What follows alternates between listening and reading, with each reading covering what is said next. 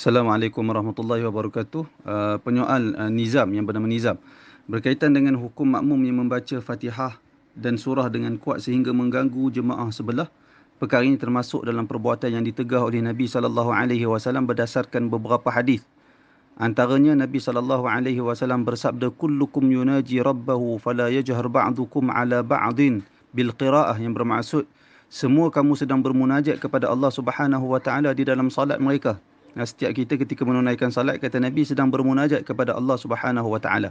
Fala yajhar ba'dukum ala ba'din bil Quran, maka jangan sebahagian daripada kamu menjaharkan bacaan dia atas bacaan sebahagian yang lain. Jangan sebahagian daripada kamu menjaharkan, menjelaskan sehingga mendengarkan orang lain akan bacaan Al-Qurannya berbanding bacaan orang lain. Jadi hadis ini menunjukkan dengan jelas tegahan daripada Nabi SAW memperkuatkan bacaan di dalam salat sehingga mengganggu jemaah yang lain. Demikian juga dalam sebahagian hadis yang lain. Dalam hadis yang lain Nabi SAW bersabda, fala yu'zi ba'dukum ba'dan wa la yarfa' ba'dukum ala ba'din fil qira'ah.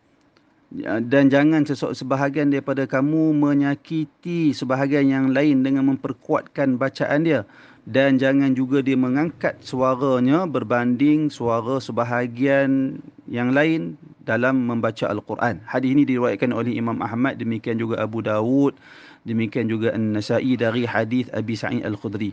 Dua hadis ni menunjukkan bagaimana terdapat tegahan dari Nabi SAW menguatkan bacaan Fatihah dan surah di dalam salat. Cumanya perkara itu berlaku disebabkan kejahilan. Perkara makmum memperkuatkan bacaan Fatihah dan surah sehingga mengganggu jemaah lain. Perkara itu berlaku disebabkan kejahilan, iaitulah kejahilan dalam mengamalkan pandangan sebahagian ulama yang mengatakan, yang dikatakan al-qiraah, bacaan itu hendaklah seseorang memperdengarkan bacaannya pada telinga dia, pada diri dia.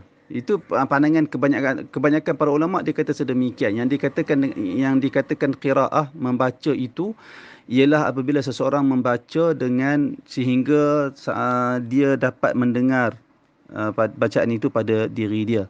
Namun para ulama bukan maksudkan suruh kita jelaskan bacaan kita sehingga mengganggu saudara yang lain, jemaah yang lain. Bukan itu maksud para ulama. Bahkan kita kena tahu itu bukanlah satu perkara yang putus ataupun pasti sebegitu. Kerana kita akan tengok ulama' dalam mazhab Malik tidak berpandangan sedemikian. Ulama' mazhab Malik mengatakan terlaksana perintah membaca Al-Fatihah, rukun-rukun qauli terutamanya, hanya dengan kita membaca sekalipun tak dengar suara, iaitulah dengan kita memadai dengan kita mengeluarkan huruf pada makhrajnya. Memadai dengan kita mengeluarkan setiap huruf Al-Fatihah itu pada makhrajnya. Kerana kata ulama' mazhab Malik, tugas orang yang membaca ialah menyebutnya melalui makhraj yang betul.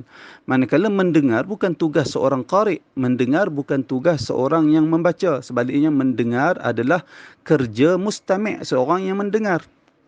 Jadi wallahu ta'ala alam, pandangan ulama' Malik ini lebih dapat diamalkan bagi keluar daripada perbuatan masyarakat awam hari ini yang sebahagian mereka memperkuatkan bacaan sehingga mengganggu jemaah yang lain.